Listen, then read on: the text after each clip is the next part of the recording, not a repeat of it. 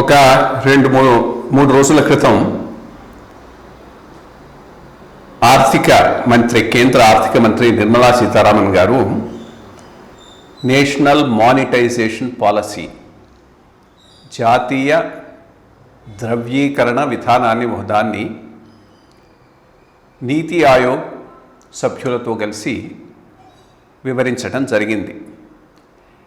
ఈ విధానం కింద ఈ సంవత్సరం 88,000 కోట్ల దాకా కేంద్ర ప్రభుత్వానికి ఆదాయం వస్తుందని, వచ్చే 3-4 సంవత్సరాల్లో 6 లక్షల కోట్ల దాకా ఆదాయాన్ని దీని నుంచి వస్తుందని భావిస్తున్నామని చాలా క్లియర్గా 2 విషయాలు చెప్పారు.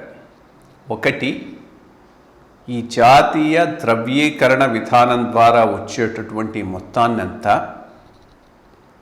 మౌలిక వనరులు, సదుపాయాలు అంటే ఇన్ఫ్రాస్ట్రక్చర్, రోడ్లు, రైల్వేలు, పోర్ట్లు, ఎలక్ట్రిసిటీ, ఇటువంటి వాటి మీద ఉపయోగిస్తామని చాలా స్పష్టంగా తెలియజేశారు. రెండోది, మానిటైజేషన్ పాలసీ, ద్రవ్యీకరణ విధానం అంటే ఆస్తులు అమ్మటం కాదు, ఆస్తులను లెవరేజ్ చేయటం ద్వారా కేంద్ర ప్రభుత్వానికి అదనం ఆదాయం తెచ్చుకునేటటువంటి విధానం. నిరర్థకంగా ఉన్న ఆస్తులను అట్లాగే వదిలేయకుండా వాటి ద్వారా ఆదాయాన్ని తెచ్చుకోవటానికి చేసేటటువంటి ప్రయత్నమే ఈ మానిటైజేషన్ పాలసీని చెప్పడం జరిగింది. సరే, ఇక తెలుగులో ఉన్న మీడియా ఛానళ్ళు, మీడియా మన దురదృష్టం ఏంది అంటే, మోడీ గారు ఏది చేసినా దాన్ని వక్రీకరించి ప్రజలకు వివరించేటటువంటి విధానం ఏ రాష్ట్రంలో లేని విధంగా ఆంధ్రప్రదేశ్ రాష్ట్రంలో ఉన్నది. అది పెట్టుబడుల ఉపసంహరణ విషయం కానివ్వండి, రాష్ట్రానికి చేసే సహాయం విషయం కానివ్వండి, ఈరోజు ఈ జాతీయ ద్రవ్యీకరణ విధానం కానీ. సరే, ఇంకా మొదలు పెట్టేశారు ఒక ఉదరగొట్టేటటువంటి కార్యక్రమాన్ని గత 2 రోజుల నుంచి. మోడీ గారు ప్రభుత్వాస్తులన్నీ అమ్మేస్తున్నాడు, అంతా తీసేస్తున్నాడు. ఇక సరే, మన ఆస్థాన విద్వాంసులు, విశ్లేషకులు అక్కడ పులి ఉంటే ఎదుగో తోక అనేటట్టుగా ఏముందంటే రేపు మమ్మల్ని కూడా అమ్మేస్తారు, హాహాహా ఓహోహో అని. కొంతమందికి అర్థం కాకపోయి ఉండొచ్చు, కొంతమంది అర్థమైనా కావాలని ఈ విధమైనటువంటి వక్రీకరణ చేస్తూ ఉండొచ్చు. అసలు ఈ జాతీయ ద్రవ్యీకరణ విధానం అంటే ఏంది, దీని అవసరం ఏంది, ఏ రకంగా చేస్తే బాగుంటుందనేది ఈ వీడియోలో నేను వివరిస్తాను. మొట్టమొదటిది, ఆమె చెప్పినట్టుగా ఇక్కడ ఆస్తులు అమ్మటం అనేటటువంటి ప్రశ్నే ఉత్పన్నం కాదు.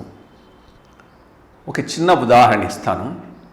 ఒక ఇంటి యజమాని ఇంటిని అద్దెకిచ్చి ప్రతి నెల 10,000, 15,000 అద్దె కింద తీసుకొని అది తన ఖర్చులకు వాడుకోవచ్చు.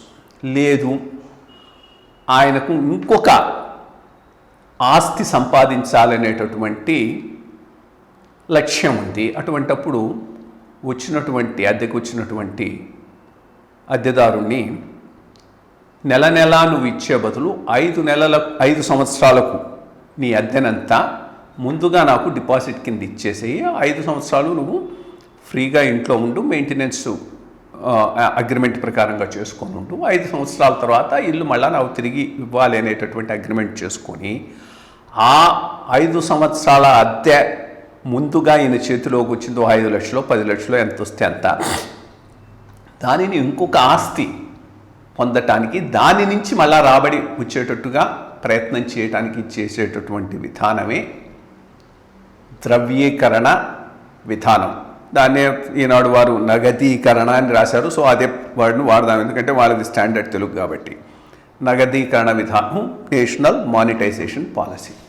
సో ఇది ఏ రకంగా దేశానికి ఉపయోగపడుతుందనేది ఆలోచిద్దాం. ఇదే గనక ఆ ఇంటి యజమాని కానీ, ఈరోజు కేంద్ర ప్రభుత్వం కానీ ఆ 5 లక్షల డబ్బును ముందస్తుగా తీసుకొని మామూలు ఖర్చులకు గనక ఖర్చు పెట్టే విధానాన్ని, అంటే ఇది రెవెన్యూ ఎక్స్పెండిచరు, జీతాలు చెల్లించడానికో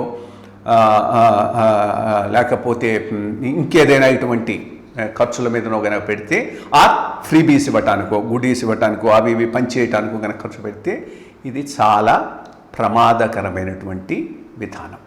కానీ ఆ వచ్చేటటువంటి మూలధనాన్ని, వచ్చేటటువంటి డిపాజిట్ అనుకుందాం, ముందుగా వచ్చేటటువంటి దాన్ని మళ్ళా ఇంకో ఆస్తి కొనటానికో, ఇన్ఫ్రాస్ట్రక్చర్ డెవలప్ చేయడానికో, మౌలిక సదుపాయాలు కల్పించడానికో కనుక వినియోగిస్తే చాలా ఉత్తమమైనటువంటి విధానం. ఈరోజు కేంద్ర ప్రభుత్వం చేస్తున్నటువంటి విధానం కూడా ఇదే. ఈ మానిటైజేషన్ పాలసీ ద్వారా వచ్చేటటువంటి వాటిని కేవలం మౌలిక సదుపాయాల కల్పనకే వినియోగించే విధంగా ఈ మొత్తం ప్రోగ్రామ్ను తయారు చేయడం జరిగింది. మరి ఈ మౌలిక సదుపాయాల కల్పన ఎంత అవసరం? ఈరోజు ఏ దేశంతో పోల్చి చూసుకున్నా కానీ భారతదేశానికి పెట్టుబడులు సరిగా రాకపోవటానికి కారణాలేంటి?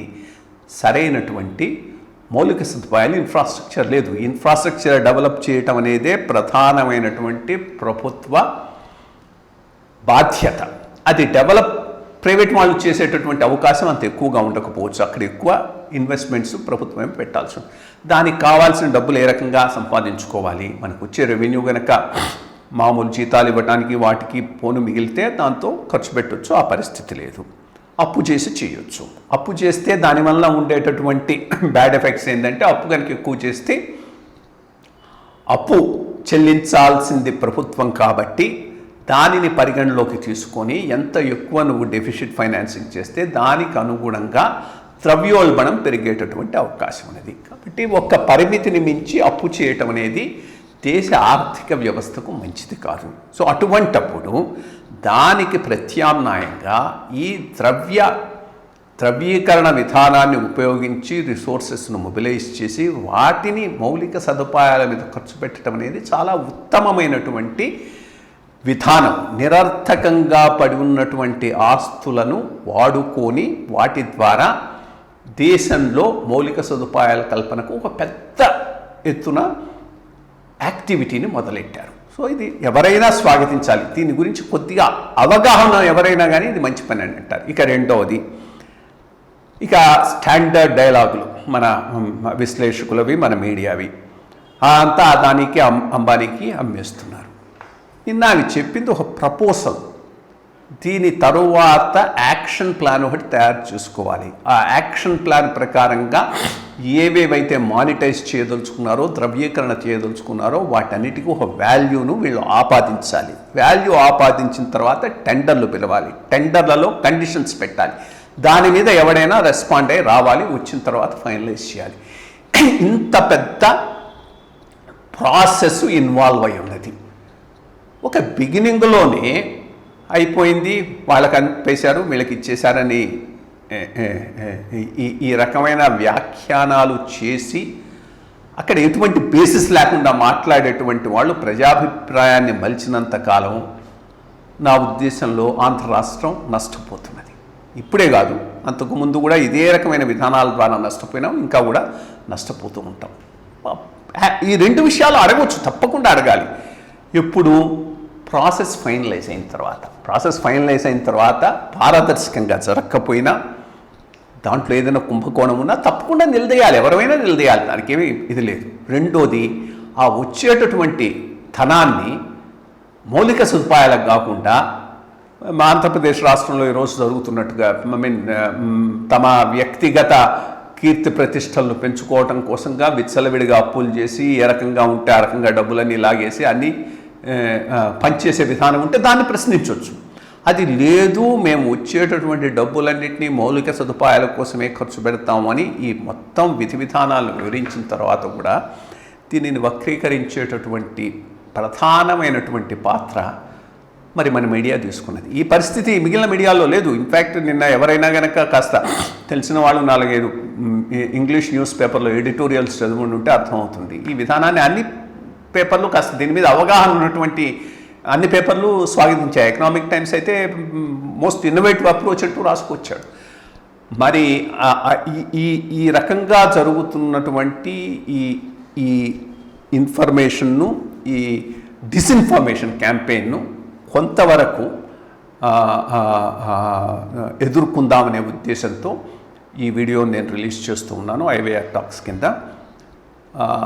దీని గురించి ఏవైనా ఇంకా క్లారిఫికేషన్స్ కావాల్సిన నా ట్విట్టర్లో కానీ ఫేస్బుక్లో కానీ ఎవరైనా దానిని అడ్రస్ చేస్తే తప్పకుండా నేను నాకు తెలిసినంత వరకు క్లారిఫై చేయగలుగుతాను. Thank you.